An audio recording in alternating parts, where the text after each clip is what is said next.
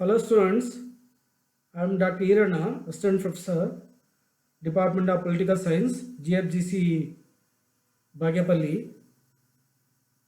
Today we are discussing about BA Second Sem Political Science paper. The title of the paper, Understanding Political Theory,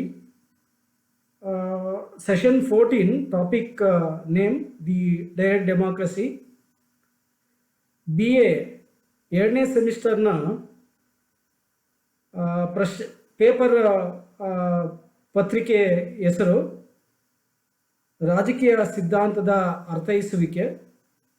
ಇದರ 14ನೇ ಸೆಷನ್ನ ಎರಡನೇ chapter ಬರುತ್ತೆ. ಇದು direct democracy, ನೇರ ಪ್ರಜಾಪ್ರಭುತ್ವ ಅಥವಾ ನಿಜವಾದ ಪ್ರಜಾಪ್ರಭುತ್ವ ಅಂತ ಇದನ್ನು ಕರೀಬೋದು. ಸೊ ನಿಮಗೆ ಪರೀಕ್ಷಾ ದೃಷ್ಟಿಯಿಂದ ಆಲೋಚನೆಯನ್ನು ಮಾಡಿದಾಗ ಸಾಮಾನ್ಯವಾಗಿ ಇದನ್ನು 5 ಮಾರ್ಕ್ಸ್ಗೆ ನಿಮಗೆ ಕೇಳುವಂಥ ಸಾಧ್ಯತೆ ಇರ್ತದೆ. ಸೊ ಪ್ರಜಾಪ್ರಭುತ್ವದಲ್ಲಿ ಈಗ ಆಲ್ರೆಡಿ ನಾವು ಡಿಸ್ಕಷನ್ ಮಾಡಿದ್ದೀವಿ ಈ ಹಿಂದೆ 13ನೇ ಸೆಷನಲ್ಲಿ ಯಾವ ರೀತಿಯಾಗಿ ಪ್ರಜಾಪ್ರಭುತ್ವದ ಅರ್ಥವನ್ನು ಒಳಗೊಂಡಿದೆ ಅನ್ನೋದನ್ನು ತಿಳ್ಕೊಂಡಿದ್ದೀವಿ. ಸೊ ಅಬ್ರಹಾಂ ಲಿಂಕನ್ ಹೇಳ್ತಾರೆ, ಪ್ರಜೆಗಳಿಂದ ಪ್ರಜೆಗಳಿಗಾಗಿ ಪ್ರಜೆಗಳಿಗೋಸ್ಕರ ಇರುವಂಥ ಸರ್ಕಾರ ಪದ್ಧತಿ.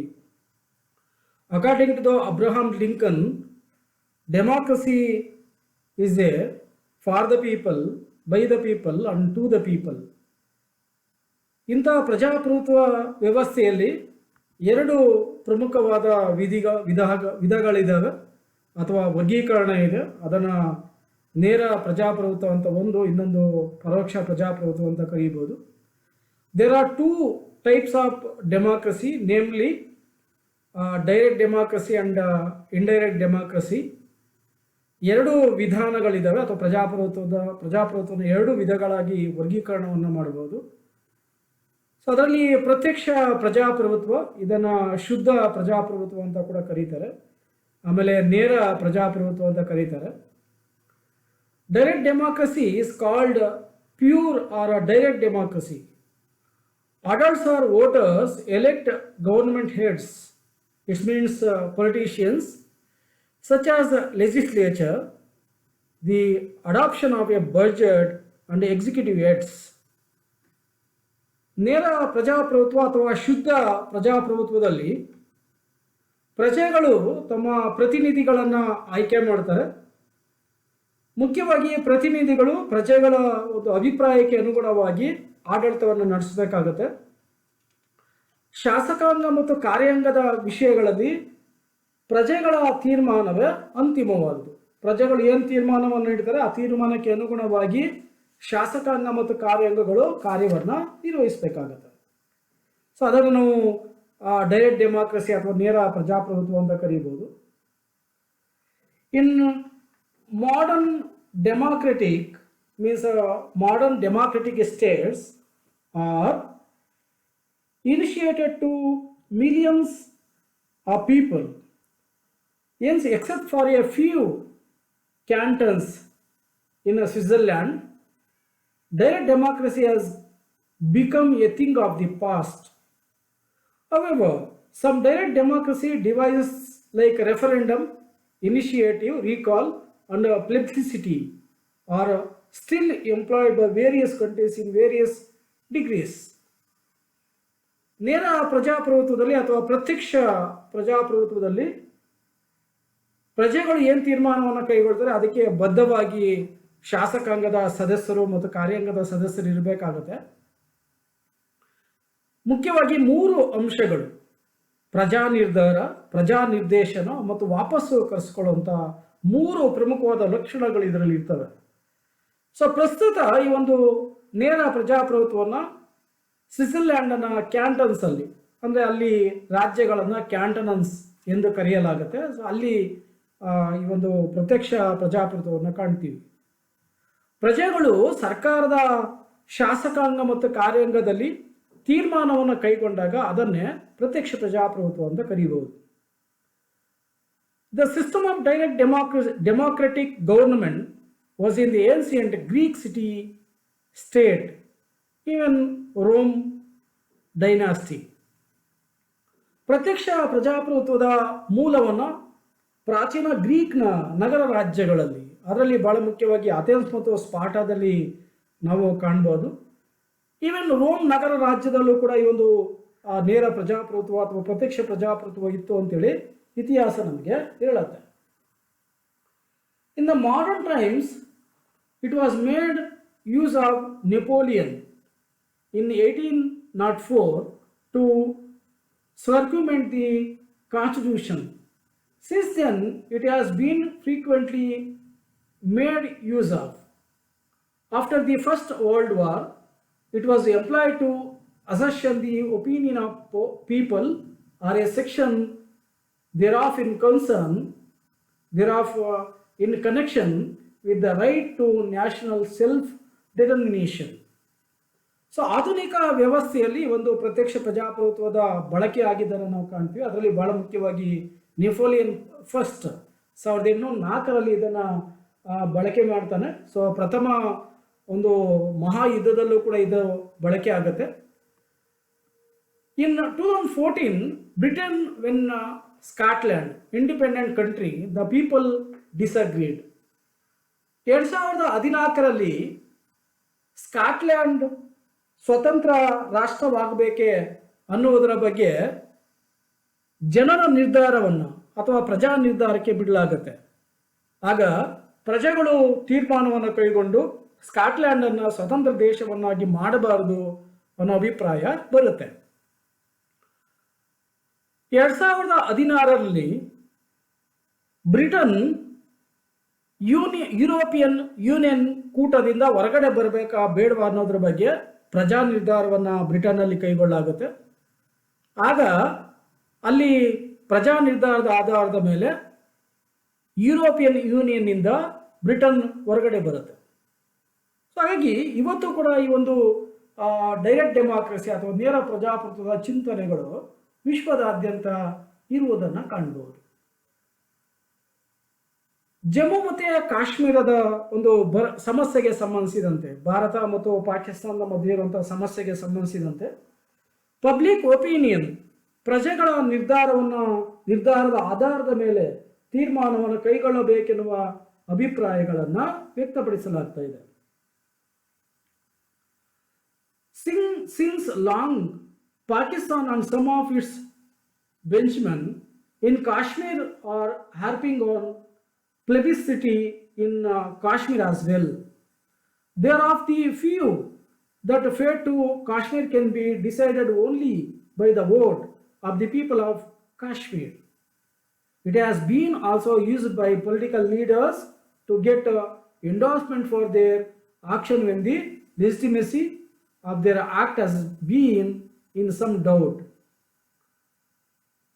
Stephen Leacock suggests, however, that the outcome of plebiscite should be taken to be an expression of opinion without involving legal consequences. Stephen Leacock ರವರ ಅಭಿಪ್ರಾಯದಲ್ಲಿ ಈ ಒಂದು ನಿರ್ಧಾರವನ್ನು ಅಂದರೆ ಪ್ರಜಾ ನಿರ್ಧಾರವನ್ನು ಬಳಕೆ ಮಾಡುವುದಕ್ಕೆ ಮುಖ್ಯವಾಗಿ ಅದು ಕಾನೂನುಗಳನ್ನು ಒಳಗೊಂಡಿರಬಾರದು ಅನ್ನುವುದನ್ನು ತಿಳಿಸ್ತಾರೆ. ಮೀನಿಂಗ್ ಆಫ್ ಡೈರೆಕ್ಟ್ ಡೆಮಾಕ್ರಸಿ, ಪ್ರತ್ಯಕ್ಷ ಪ್ರಜಾಪ್ರಭುತ್ವದ ಅರ್ಥ. The concept of direct democracy has been defined in many ways. ಪ್ರತ್ಯಕ್ಷ ಪ್ರಜಾಪ್ರಭುತ್ವ ಎನ್ನುವ ಪರಿಕಲ್ಪನೆಯನ್ನು ಹಲವಾರು ರೀತಿಯಾಗಿ ವ್ಯಾಖ್ಯಾನವನ್ನು ಮಾಡಬಹುದು. It is called direct democracy if the decision of citizens is final in the organs of government, legislature, executive and judiciary. ಸರ್ಕಾರದ ಅಂಗಗಳಾದ 3 ಅಂಗಗಳೇನಿದ್ದಾವೆ, ಶಾಸಕಾಂಗ, ಕಾರ್ಯಾಂಗ ಮತ್ತು ನ್ಯಾಯಾಂಗ, ಇದರ ತೀರ್ಮಾನಗಳನ್ನು ಪ್ರಜೆಗಳೇ ಕೈಗೊಳ್ತಾರೆ ಅಥವಾ ಪ್ರಜೆಗಳಿಗೆ ಅಂತಿಮ ಅಧಿಕಾರ ಇರ್ತದೆ. ಅಂತ ಅಂತಿಮ ಅಧಿಕಾರ ಇದ್ದಾಗ ಅದನ್ನೇ ಪ್ರತ್ಯಕ್ಷ ಪ್ರಜಾಪ್ರಭುತ್ವ ಎಂದು ಕರೆಯಬಹುದು. According to James Garner, if the will of the state is readily expressed by the people, it is the same direct democracy. James Garner ಅವರ ಅಭಿಪ್ರಾಯದಲ್ಲಿ ಜನತೆಯ ಮೂಲಕ ರಾಜ್ಯದ ಇಚ್ಛೆಯನ್ನು ಕೂಡಲೇ ವ್ಯಕ್ತಪಡಿಸಿದರೆ ಅದೇ ಪ್ರತ್ಯಕ್ಷ ಪ್ರಜಾಪ್ರಭುತ್ವ ಎಂದು ಕರೆಯಬಹುದು. ಸೊ ಪ್ರತ್ಯಕ್ಷ ಪ್ರಜಾಪ್ರಭುತ್ವದ ಚಿಂತನೆಗಳಲ್ಲಿ ಪ್ರಜೆಗಳು ಪ್ರಮುಖವಾದ ಪಾತ್ರವನ್ನು ವಹಿಸ್ತಾರೆ. ಚುನಾವಣೆಯ ಮೂಲಕ ಪ್ರತಿನಿಧಿಗಳನ್ನು ಆಯ್ಕೆ ಮಾಡಿದ್ರೂ ಕೂಡ ಪ್ರತಿನಿಧಿಗಳು ಸರಿಯಾಗಿ ಕಾರ್ಯವನ್ನು ನಿರ್ವಹಿಸದಿದ್ದಾಗ ಅವರನ್ನು ಯಾವಾಗ ಬೇಕಾದರೂ ಕೂಡ ವಾಪಸ್ಸು ಕರೆಸ್ಕೊಳ್ಳುವಂಥ ಅಧಿಕಾರ ಪ್ರಜೆಗಳಿಗೆ ಇದೆ. ಪ್ರಜೆಗಳಿಗೆ ವಿರುದ್ಧವಾಗಿ ಆಳ್ವಿಕೆಯನ್ನು ಮಾಡಿದಾಗ, ಭ್ರಷ್ಟಾಚಾರ ಮಾಡಿದಾಗ ಅಥವಾ ಗಂಭೀರ ಆರೋಪದ ಪ್ರಕರಣಗಳಲ್ಲಿ ಸಿಲುಕೊಂಡಾಗ ಅವರನ್ನು ವಜಾ ಮಾಡುವ ಅಧಿಕಾರ ಪ್ರಜೆಗಳಿಗೆ ಇದೆ. ಇದನ್ನೇ ಪ್ರತ್ಯಕ್ಷ ಪ್ರಜಾಪ್ರಭುತ್ವ ಅಂತ ಕರೀಬಹುದು.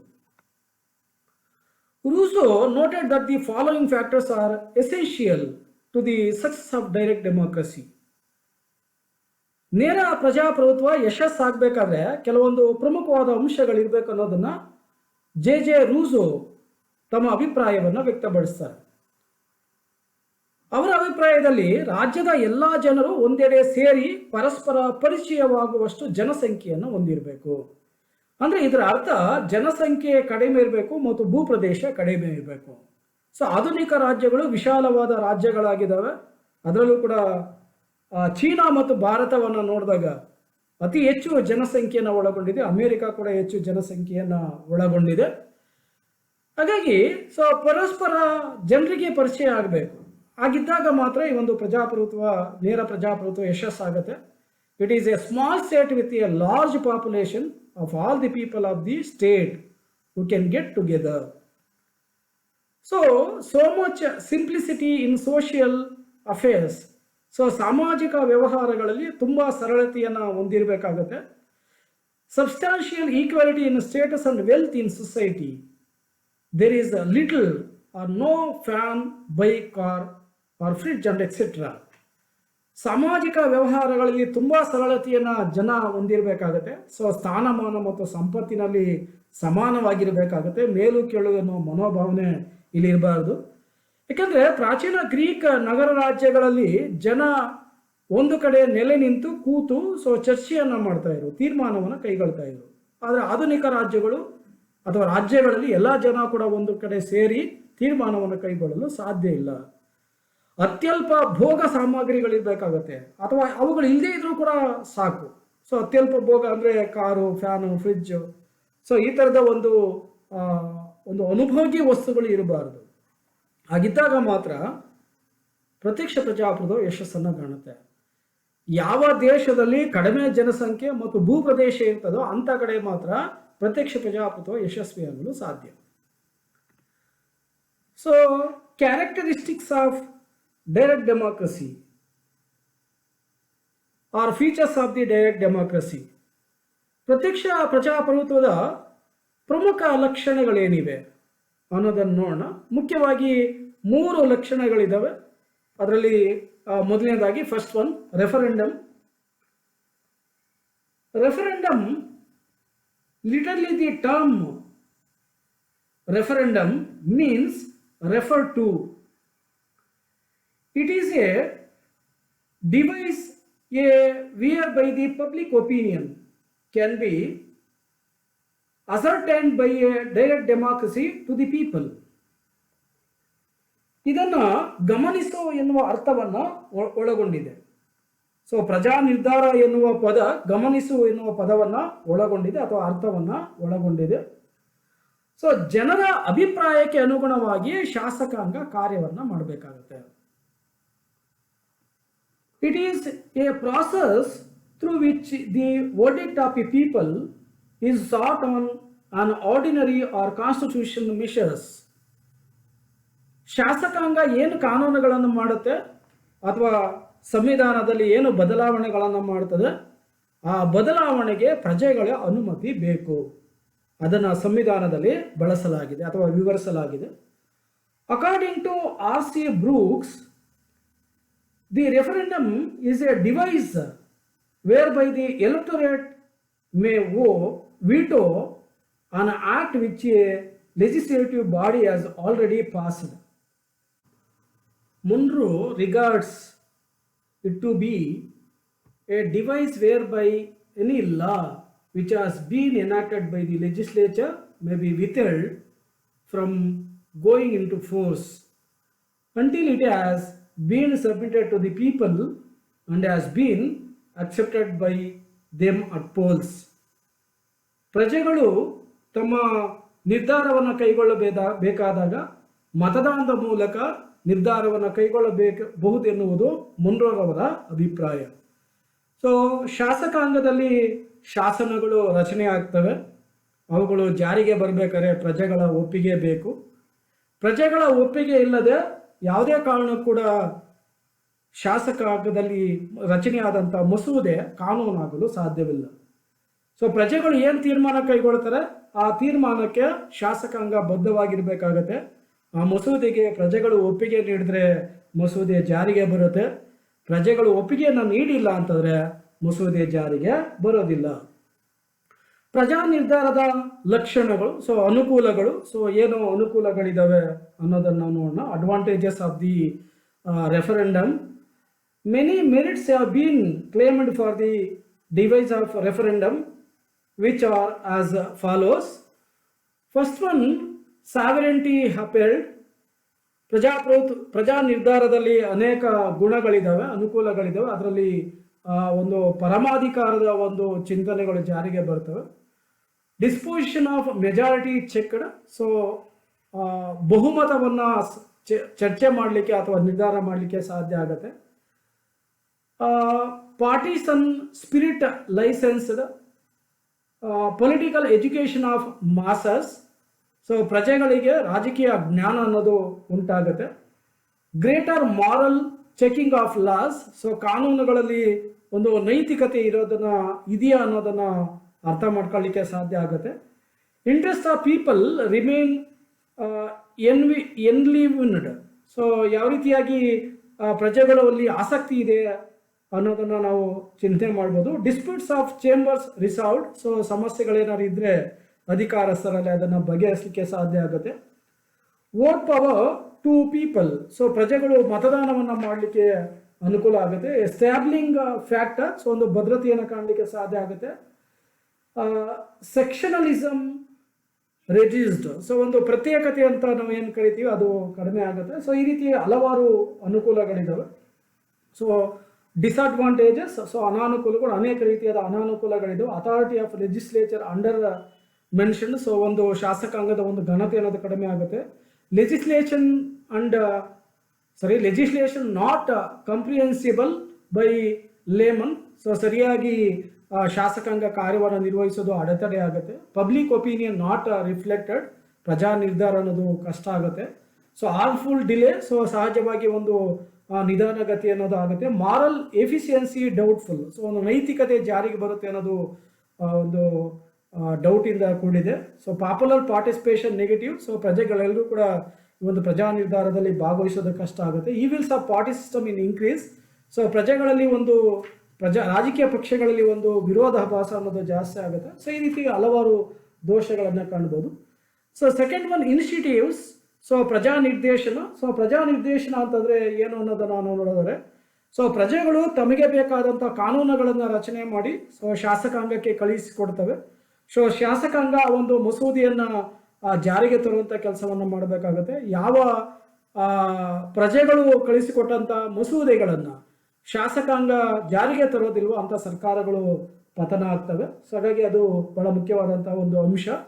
ಸೊ ಪ್ರಜೆಗಳು ತಮಗೇನು ಬೇಕಾಗಿದೆ, ಸಂವಿಧಾನದ ಒಂದು ತಿದ್ದುಪಡಿಯನ್ನು ಮಾಡಬೇಕಾದಾಗ, ಕಾನೂನುಗಳನ್ನು ರಚನೆ ಮಾಡಬೇಕಾದಾಗ ತಾವೇ ನಿರ್ಧಾರವನ್ನು ಮಾಡಿ ಶಾಸಕಾಂಗಕ್ಕೆ ಕಳಿಸ್ಕೊಡ್ತಾರೆ. ಸೊ ಶಾಸಕಾಂಗ ಅದನ್ನು ಜಾರಿಗೆ ತರಬೇಕು. The advocates of direct legislation are not satisfied with the right to vote on a bill passed by a legislature. They also plead for the provisions of initiative to enable the people to propose legislation themselves. In Switzerland, only 50,000 Swiss citizens may sign a petition outlining the measure which they desire to be enacted. In due course, the proposal is submitted to the vote of people and approved, becomes a duly enacted law. So ಪ್ರಜೆಗಳು ಏನು ತೀರ್ಮಾನ ಕೈಗೊಳ್ತಾರೆ ಅದಕ್ಕೆ ಅನುಗುಣವಾಗಿ ಶಾಸಕಾಂಗ ಇರಬೇಕಾಗುತ್ತೆ. Advantages of initiative. So ಏನೇನು ಅನುಕೂಲಗಳಿದ್ದಾವೆ ಇದರಿಂದ. So first one, rebellion avoided. Second one, sanctionism checked. Third one, omission rectified. Fourth one, legislature gets more responsible. People's sovereignty exposed. So ಪ್ರಜೆಗಳು ಏನು ಪ್ರಜೆಗಳ ಒಂದು ಅಧಿಕಾರ ಅನ್ನೋದು ಏನಿದೆ, ಅಧಿಕಾರ ಅನ್ನೋದು ಬಹಳ ಸ್ಪಷ್ಟವಾಗಿ ಗೊತ್ತಾಗುತ್ತೆ. ಆಮೇಲೆ ಶಾಸಕಾಂಗ ಏನು ಒಂದು ಜವಾಬ್ದಾರಿಯುತವಾಗಿ ಕೆಲಸ ಮಾಡಬೇಕಾಗುತ್ತೆ ಅದಾಗುತ್ತೆ. ಸೊ ಇದ್ರ ಜೊತೆಗೆ ಒಂದು ಸರಿಯಾಗಿ ಶಾಸಕಾಂಗಗಳು ಕೆಲಸವನ್ನು ಮಾಡ್ತಾ ಇದ್ದಾವೆ ಅನ್ನೋದನ್ನು ಅರ್ಥ ಮಾಡ್ಕೊಳ್ಳಿಕ್ಕೆ ಸಾಧ್ಯ ಆಗುತ್ತೆ. So disadvantages of the initiatives. So ಏನೇನು ಅನಾನುಕೂಲಗಳಿದ್ದಾವೆ, ಹಲವಾರು ಅನಾನುಕೂಲಗಳಿದ್ದಾವೆ. There are also some peculiar disadvantages of the initiatives. First one, legislative superseded. So ಶಾಸಕಾಂಗ ಅನ್ನೋದು ಕೇವಲ ಹೆಸರಿಗೆ ಮಾತ್ರ ಇರುತ್ತೆ. So unsound legislation. ಸೊ ಯಾವುದೇ ರೀತಿಯಾದ ತೀರ್ಮಾನವನ್ನು ಕೈಗೊಳ್ಳಲಿಕ್ಕೆ ಶಾಸಕಾಂಗದಿಂದ ಸಾಧ್ಯ ಆಗೋದಿಲ್ಲ. So wire pullers exploit situations. Responsibility for bad legislation not affixed. No practical utility. Neutralizes rigidity of constitution. So ಈ ರೀತಿಯಾಗಿ ಹಲವಾರು ದೋಷಗಳು ಇದರಲ್ಲಿದ್ದಾವೆ. ಸೊ ಯಾವುದೇ ರೀತಿಯಾಗಿ ಶಾಸಕಾಂಗ ಕೆಲಸ ಕಾರ್ಯವನ್ನು ಮಾಡಲಿಕ್ಕೆ ಸಾಧ್ಯ ಇಲ್ಲ. ಪ್ರಜೆಗಳಲ್ಲಿ ಒಂದು ಏನು ತೀರ್ಮಾನ ಇದೆ ಆ ತೀರ್ಮಾನವೇ ಅಂತಿಮ ಆಗುತ್ತೆ. ಸೊ ಮೂರನೇ ಲಕ್ಷಣ, ಪ್ರತ್ಯಕ್ಷ ಪ್ರಜಾಪ್ರಭುತ್ವದ ಮೂರನೇ ಲಕ್ಷಣ ರೀಕಾಲ್, ಮೀನ್ಸ್ ವಾಪಸ್ಸು ಕರೆಸ್ಕೊಳ್ಳುವಂಥದ್ದು. So recall is another direct democracy device where it prevails the voter process the right to call back up an elected officer or a representative who fails to carry out his duties faithfully or conscientiously. According to Stephen Leacock, the system means that all persons who hold office must do so only so long as their tenure of office is sanctioned by the people at any time when a majority of the voters desire it. The office holder is removed from his function. ಪ್ರಜೆಗಳು ಏನೋ ಒಂದು ಚುನಾವಣೆಯಲ್ಲಿ ತಮ್ಮ ಪ್ರತಿನಿಧಿಗಳನ್ನು ಆಯ್ಕೆ ಮಾಡಿರ್ತಾರೆ. ಅವರು ಪ್ರಜೆಗಳ ಹಿತವನ್ನು ಕಾಪಾಡಬೇಕಾಗತ್ತೆ. ಪ್ರಜೆಗಳಿಗೆ ವಿರುದ್ಧವಾಗಿ ಯಾರು ಆಡಳಿತವನ್ನು ಮಾಡ್ತಾರೆ ಅಥವಾ ಅಧಿಕಾರವನ್ನು ಚಲಾಯಿಸ್ತಾರೆ, ಸೊ ಅಂಥವರನ್ನ ಅಧಿಕಾರದಿಂದ ವಜಾ ಮಾಡುವಂಥ ಒಂದು ಅಂಶವನ್ನೇ ರೀಕಾಲ್ ಅಥವಾ ವಾಪಸ್ ಕರ್ಸ್ಕೊಳ್ಳೋದು ಅಂತ ಹೇಳ್ಬೋದು. ಪ್ರಜೆಗಳಿಗೆ ಅನುಕೂಲವನ್ನು ಮಾಡಿದಾಗ ಅಂಥ ಒಂದು ಅಧಿಕಾರಿಗಳು ಮತ್ತು ರಾಜಕಾರಣಿಗಳು ಅಧಿಕಾರದಲ್ಲಿ ಮುಂದುವರಿತಾರೆ, ಇಲ್ಲಾಂದರೆ ಅವರನ್ನು ಅಧಿಕಾರದಿಂದ ವಜಾಗೊಳಿಸಲಾಗುತ್ತೆ. ಸೊ ಅದನ್ನು ನಾವು ವಾಪಸ್ಸು ಕರ್ಸ್ಕೊಳ್ಳುವಂಥದ್ದು ಹೇಳ್ಬೋದು. The system of recall prevails in some western states of the USA such as Arizona, Montana, Kansas, Washington, California, Arkansas, North Dakota, Nevada, and etc. So America ಸಂಯುಕ್ತ ಸಂಸ್ಥಾನದಲ್ಲೂ ಕೂಡ ಈ ಒಂದು ಪ್ರತ್ಯಕ್ಷ ಪ್ರಜಾಪ್ರಭುತ್ವದ ರೀಕಾಲ್ ವ್ಯವಸ್ಥೆ ಇದೆ, ಅಂದರೆ ವಾಪಸ್ಸು ಕರೆಸ್ಕೊಳ್ಳುವಂಥ ವ್ಯವಸ್ಥೆ ಇರೋದನ್ನ ನಾವು ನೋಡ್ಬೋದು. ಮೆರಿಟ್ಸ್, ಪ್ರತ್ಯಕ್ಷ ಪ್ರಜಾಪ್ರಭುತ್ವದ ಅನುಕೂಲಗಳೇನಿದ್ದಾವೆ ಅಥವಾ ಗುಣಗಳೇನಿದ್ದಾವೆ ಅನ್ನೋದ್ರ ಬಗ್ಗೆ ನಾವು ತಿಳ್ಕೊಳ್ಳೋಣ. ಸೊ ಏನೇನು ಗುಣಗಳು ಇದರಲ್ಲಿ ಇದ್ದಾವೆ? ಸೊ ಹಲವಾರು ಗುಣಗಳನ್ನು ನಾವು ಇದರಲ್ಲಿ ಕಾಣ್ಬೋದು. Every citizen has the opportunity to participate in the administration of the state. So ಪ್ರತಿಯೊಬ್ಬ ನಾಗರಿಕನು ಕೂಡ ರಾಜ್ಯದ ಆಡಳಿತದಲ್ಲಿ ಮತ್ತು ವ್ಯವಹಾರದಲ್ಲಿ ಭಾಗವಹಿಸಲು ಅವಕಾಶ ಇರ್ತದೆ. ಎಲ್ಲ ಪ್ರಜೆಗಳು ಕೂಡ ಭಾಗವಹಿಸ್ಬೋದು. ಸೆಕೆಂಡ್ ಒನ್, ಸಿಟಿಸನ್ಸ್ ಕಾಸ್ ರೆಸ್ಪಾನ್ಸಿಬಲ್ ಸಿಟಿಸನ್ಸ್. ಸೊ ಪ್ರಜೆಗಳು ಜವಾಬ್ದಾರಿಯುತ ಆಗಿಸಲು ಇದು ಕಾರಣವಾಗುತ್ತದೆ. ಯಾಕಂದರೆ ಪ್ರಜೆಗಳು ಅಂತಂದಾಗ ಸೊ ಪ್ರಜೆಗಳು ಕೇವಲ ತಮ್ಮ ದಿನನಿತ್ಯದ ಕಾರ್ಯವನ್ನು ಮಾಡೋದು ಮಾತ್ರ ಅಲ್ಲ, ರಾಜ್ಯವನ್ನು ಭದ್ರವಾಗಿಸುವುದು ಕೂಡ ಮುಖ್ಯವಾದುದು. Political consciousness grows among citizens. So ಪ್ರಜೆಗಳಲ್ಲಿ ಒಂದು ರಾಜಕೀಯ ಪ್ರಜ್ಞೆ ಅನ್ನೋದು ಬೆಳೀತದೆ. ಸೊ ಸಹಜ, ಯಾಕೆಂದರೆ ಪ್ರತ್ಯಕ್ಷ ಪ್ರಜಾಪ್ರಭುತ್ವದಲ್ಲಿ ಏನು 3 ಲಕ್ಷಣಗಳೇನಿದ್ದಾವೆ, ಆ 3 ಅಂದರೆ ಪ್ರಜಾ ನಿರ್ಧಾರ, ಪ್ರಜಾ ನಿರ್ದೇಶನ ಮತ್ತು ವಾಪಸ್ಸು ಕರೆಸ್ಕೊಳ್ಳುವಂಥ ಒಂದು ಚಿಂತನೆಗಳು ಇದ್ದಾಗ ಸೊ ಸಹಜವಾಗಿ ಪ್ರಜೆಗಳು ಭಾಗವಹಿಸ್ತಾರೆ. The main principles of democracy are freedom, equality and justice. So ಪ್ರತ್ಯಕ್ಷ ಪ್ರಜಾಪ್ರಭುತ್ವದ ಒಂದು ಚಿಂತನೆಗಳು ಜಾರಿಗೆ ಬರಲು ಮುಖ್ಯ ಕಾರಣ ಅಂದರೆ ಪ್ರಜೆಗಳಿಗೆ ಸ್ವಾತಂತ್ರ್ಯ ಇದೆ, ಸಮಾನತೆ ಇದೆ ಮತ್ತು ನ್ಯಾಯ ಇರೋದನ್ನು ನಾವು ಕಾಣ್ಬೋದು. ಸೊ ಈ ರೀತಿಯಾಗಿ ಹಲವಾರು ಅನುಕೂಲಗಳಿದ್ದಾವೆ. So demerits, this kind of democracy can only be implemented in states with low population and low territory. ಕಡಿಮೆ ಜನಸಂಖ್ಯೆ ಮತ್ತು ಕಡಿಮೆ ಭೂಪ್ರದೇಶ ಇರುವಂತಹ ದೇಶಗಳಲ್ಲಿ ಅಥವಾ ರಾಜ್ಯಗಳಲ್ಲಿ ಈ ಒಂದು ಪ್ರತ್ಯಕ್ಷ ಪ್ರಜಾಪ್ರಭುತ್ವವನ್ನು ಜಾರಿಗೆ ತರಲಿಕ್ಕೆ ಸಾಧ್ಯ. ಆಧುನಿಕ ದೇಶಗಳು ಅಥವಾ ರಾಜ್ಯಗಳು ವಿಶಾಲವಾಗಿದ್ದಾವೆ, ವಿಸ್ತಾರವಾದ ಒಂದು ಭೂಪ್ರದೇಶ ಇದೆ ಮತ್ತೆ ಅಗಾಧವಾದ ಜನಸಂಖ್ಯೆ ಬೆಳೆದಿದೆ. ಸೊ ಇಂಥ ಕಡೆ ಪ್ರತ್ಯಕ್ಷ ಪ್ರಜಾಪ್ರಭುತ್ವ ಅನ್ವಯ ಆಗೋದಿಲ್ಲ. ಪ್ರಾಚೀನ ಗ್ರೀಕ್ ರಾಜಕೀಯ ವ್ಯವಸ್ಥೆಯಲ್ಲಿ ಕಡಿಮೆ ಭೂಪ್ರದೇಶ ಇತ್ತು, ಜೊತೆಗೆ ಜನಸಂಖ್ಯೆ ಕೂಡ ಕಡಿಮೆ ಇತ್ತು. ಅಲ್ಲಿ ನಗರ ರಾಜ್ಯಗಳಿದ್ವು, ಹಾಗಾಗಿ ಸುಲಭವಾಗಿ ಅನ್ವಯ ಆಗ್ತಾ ಇದ್ವು. ಆದರೆ ಇಲ್ಲಿ ಅನ್ವಯ ಆಗಲಿಕ್ಕೆ ಸಾಧ್ಯ ಇಲ್ಲ. In the Greek city states very few people were taking advantage for women slaves had no freedom. So Greek ರಾಜಕೀಯ ವ್ಯವಸ್ಥೆಯಲ್ಲಿ ಕೆಲವು ಜನರು ಮಾತ್ರ ಪ್ರತ್ಯಕ್ಷ ಪ್ರಜಾಪ್ರಭುತ್ವದಿಂದ ಅನುಕೂಲವನ್ನು ಪಡ್ಕೊಳ್ತಾ ಇದ್ರು.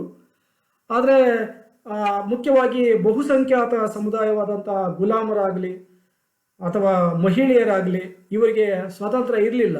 ಸೊ ಕೇವಲ ಅಲ್ಪಸಂಖ್ಯಾತರು ಮಾತ್ರ ಸ್ವಾತಂತ್ರ್ಯವನ್ನು ಪಡ್ಕೊಂಡಿದ್ರು ಮತ್ತು ಸಮಾನತೆ ಇತ್ತು. ಮಹಿಳೆಯರಿಗೆ ಮತ್ತು ಗುಲಾಮರಿಗೆ ಸ್ವಾತಂತ್ರ್ಯ ಇರಲಿಲ್ಲ. So only a few cantonals in Switzerland can easily understand the importance of direct democracy.